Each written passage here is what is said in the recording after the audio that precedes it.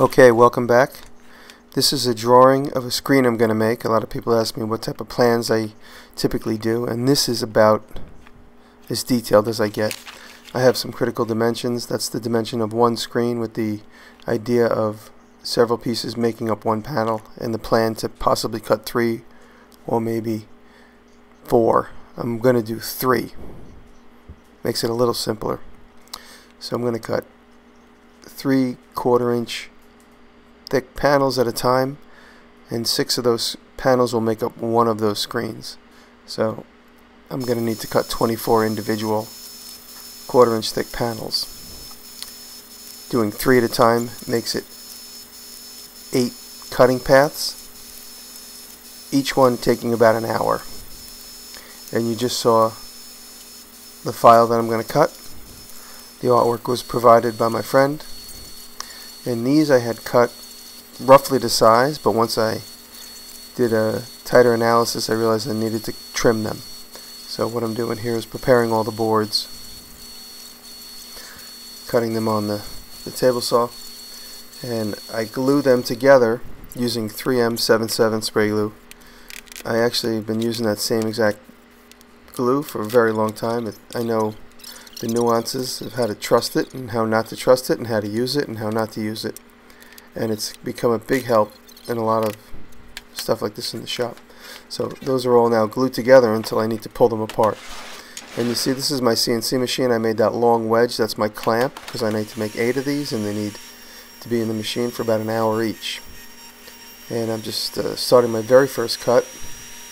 And I had each one of those hollow spots turned completely to dust. I could have carved out just the outside, but then I run the risk of those little tiny pieces flying around. So I had that completely cut out. So it's all turned to dust and went into the vacuum. And you can see a close-up look. This is my first cut, so I'm just checking it, making sure that it's in good shape. Now I'm pulling out my very first panel, all excited that it didn't have any problems.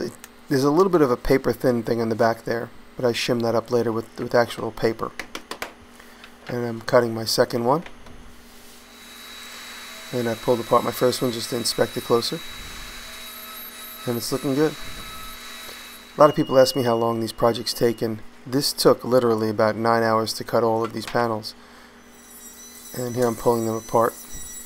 So ultimately, between cutting these panels and preparing and painting and building the frames and installing, it's about 3 days worth of work. So you see me now, I have to piece together 6 of these to make up one panel. And you see now I've put tape on the back as a hinge, open it up, put glue in the joint, and let it close flat against the table. Now those are the 3 panels getting ready to be glued together to make one panel.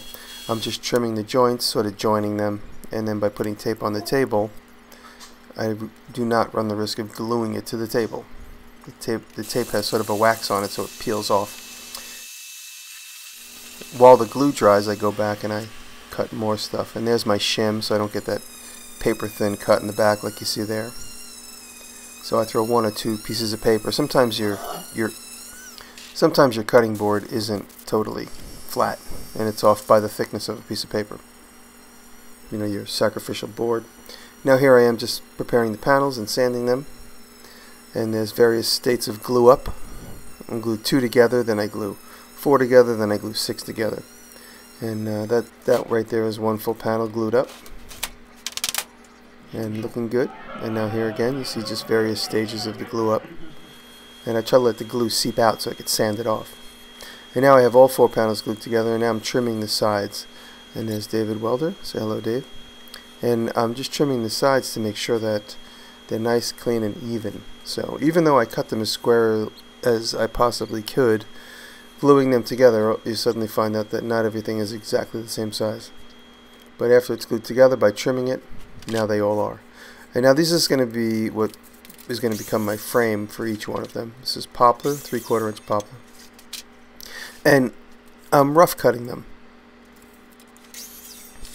I'm always cutting more than I need. And in this case you'll see that I trim back to exactly where I need.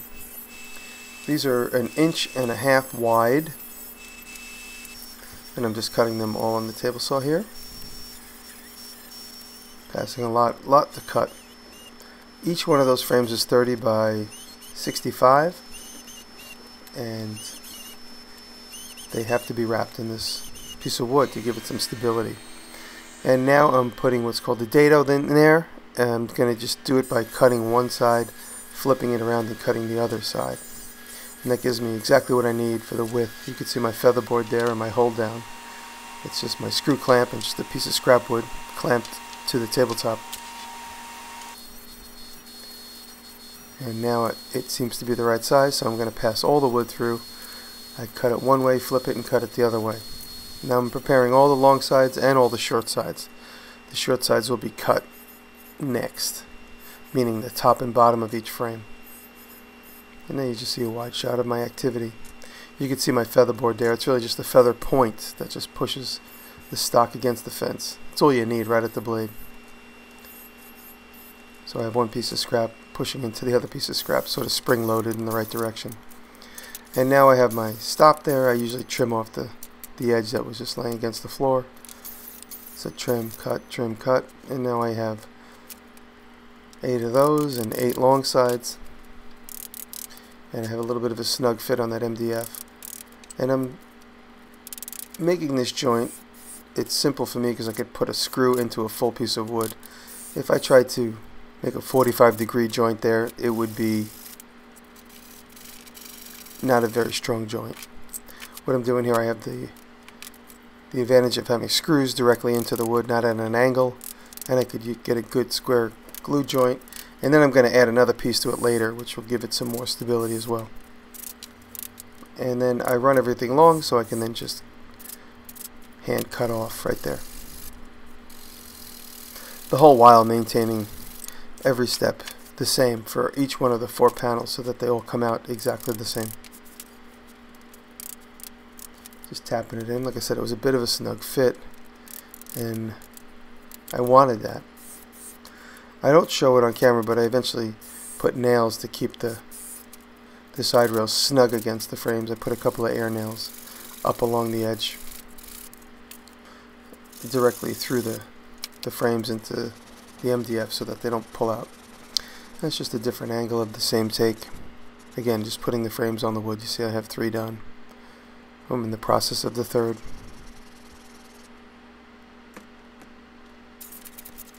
And now Dave comes back and we are getting the saw marks off of the outside edge of the frame. And Dave takes one side, I take the other. And this is a cool plane that my friend brought me back from Germany. And just experimenting with it. The funny thing was he brought it back and I thought it was so interesting and novel. And Dave had the same exact one that his uncle had given him many, many years before. Maybe 30, 40 years old. And here we are, we're just working and working and working. By sharing the task like this, we got so much done faster than if I was doing it alone. We just focus on what we need to do, and then in a few minutes it's done. And those little planes are perfect for the job. We kept being proud of the ribbons we were making. And just a little 3-in-1 wood filler, or plastic wood, to cover the screw heads. That's one of my favorite wood fillers because it dries quickly because it has acetone in it. And if it's completely dried, you could add acetone to it and bring it back to life in the can. Now this is that other filler piece I was talking about that's going to overlap that joint. This is just a little sexy detail because just the square frames alone were a little boring. So this kind of brings a little bit of oriental look to it. I mean, this is me just making up a design. There really is no cultural influence, although it does look Japanese a little bit. Just make sure I have a good flat area there. Sand off that plastic wood. And there you go, there's my detail. And again, that adds just a little bit more strength to the joint on each corner. Palm sanding everything. And I put a little tiny cove router there just to give it a little bit more detail. It's just like a half round cut into it. And I climb cut it, and then I do one clean pass in the right direction. There's pipes on the wall. For this panel, it's going to be closest to the brick wall, which is the exterior wall, and I know that there's conduit running on the wall. And because I took good measurements, I had to cut out the area for the conduit. This I'm just using Benjamin Moore eggshell. It's like an off-white, it's kind of like a gray. Just mixing it with water till it's like the consistency of like a thick milk, and it comes right out of the gun with low pressure really nicely. Don't get a lot of overspray. If you mix it thick, it kind of stays settled in the area there. You don't have a big cloud. And again, just showing the transformation from non-painted to painted. And once that dries, I'll give it a light sanding and give it another coat. And now for the hardware, which I have to make because it doesn't exist.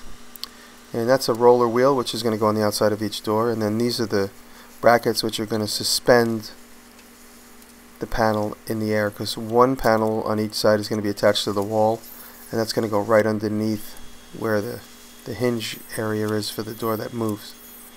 It'll become clear in a minute. TIG welding with my Lincoln TIG welder. Those wheels did not come in that configuration. I had to cut the holes off that were on the opposite sides and weld on this little tab so that I had wheels in the direction I needed. And this is going to be the brace which gets screwed to that one panel that's fixed.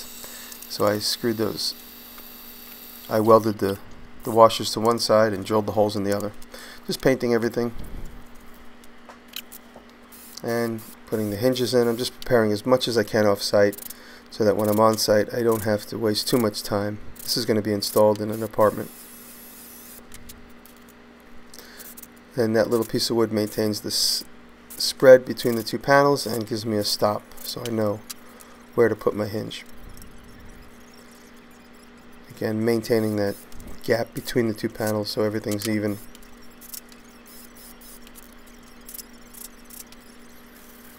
And now the way these will attach to the wall is I put this brace in it so it's screwed into the end frame, and then those overlapping screws are going to screw into the wall, those overlapping screw holes.